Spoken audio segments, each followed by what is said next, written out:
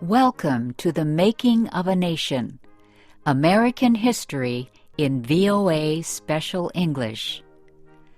A new leader stood before the American people on March 4th, 1913. He was Woodrow Wilson, the 28th President of the United States. Wilson belonged to the Democratic Party. He was progressive in his belief that government should take an active part in efforts for social reforms. This week in our series, Kay Gallant and Harry Monroe begin the story of Wilson's presidency.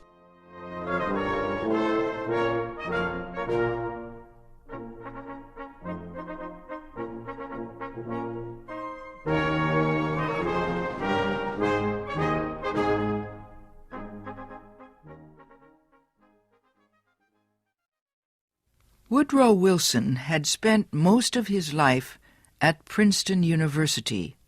First, he was a professor. Then he was university president. Next, Wilson was elected governor of the state of New Jersey. His early success as governor made him a leading candidate for the Democratic presidential nomination in 1912. Wilson traveled widely around the country during the campaign.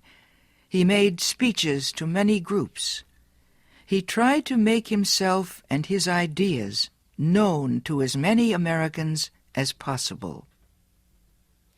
Wilson called his program The New Freedom. One of his campaign promises was to fight for better conditions for America's small business owners. Such proposals helped him win the Democratic nomination for president. Then he defeated President William Howard Taft and former President Theodore Roosevelt in the election.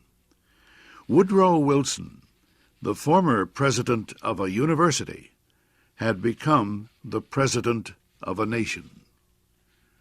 The largest crowd in Washington, D.C.'s history welcomed Wilson outside the Capitol building on the day of his inauguration.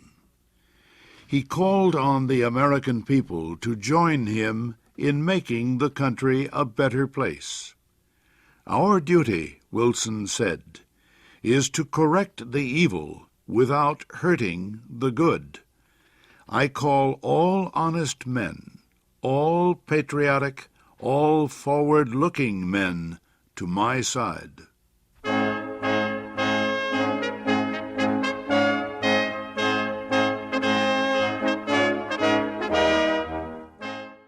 Wilson wasted no time. He immediately called a special session of Congress to act on Democratic campaign promises to reduce import taxes or tariffs. Wilson felt strongly about the need to reform these taxes. He broke tradition by leaving the White House to appear before Congress in person to appeal for his tariff proposals. Many members of Congress opposed Wilson's plans, but the new president used the results of a Senate investigation to win the fight.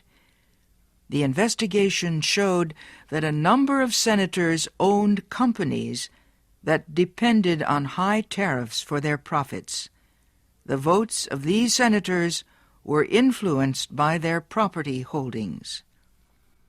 Public knowledge of the situation forced many of them to give up their holdings and stop resisting tariff reform. Congress finally approved Wilson's proposals. Lower tariffs reduced the amount of money taken in by the federal government.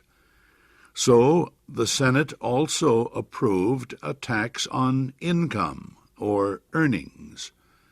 A constitutional amendment had been passed earlier to permit such a tax. President Wilson and the Democratic Party were pleased with the new tariff and income tax bills. But they were far from finished. Next, they turned their efforts to reform of the banking industry. For several years, many people had recognized the need for changes in the banking system.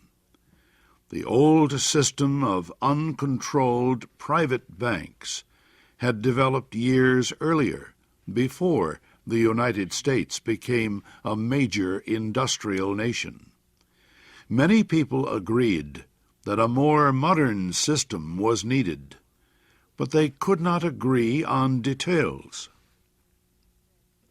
President Wilson said control of the nation's wealth was held by too few men.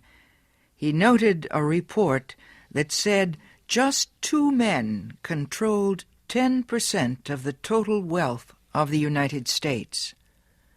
Wilson said the nation needed a money supply that could be increased or reduced when necessary to correct economic conditions.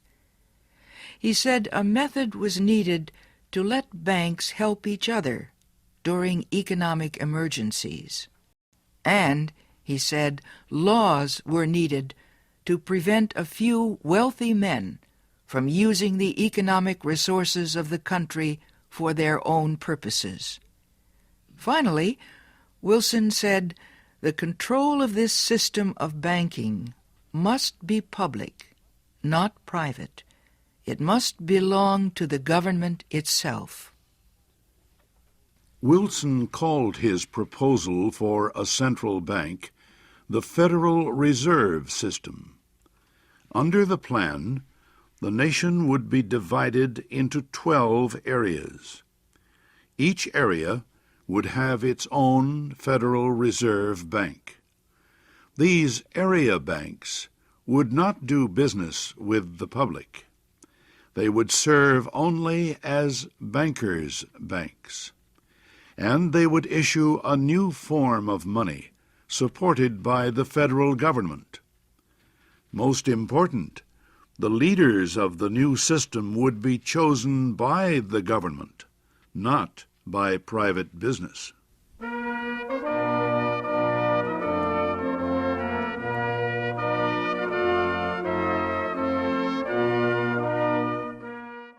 Bankers, business leaders, and their representatives in Congress sharply criticized President Wilson's proposals.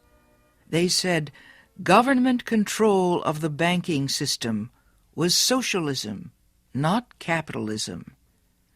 But Wilson refused to change his proposals, and he helped to lead the fight to make them law.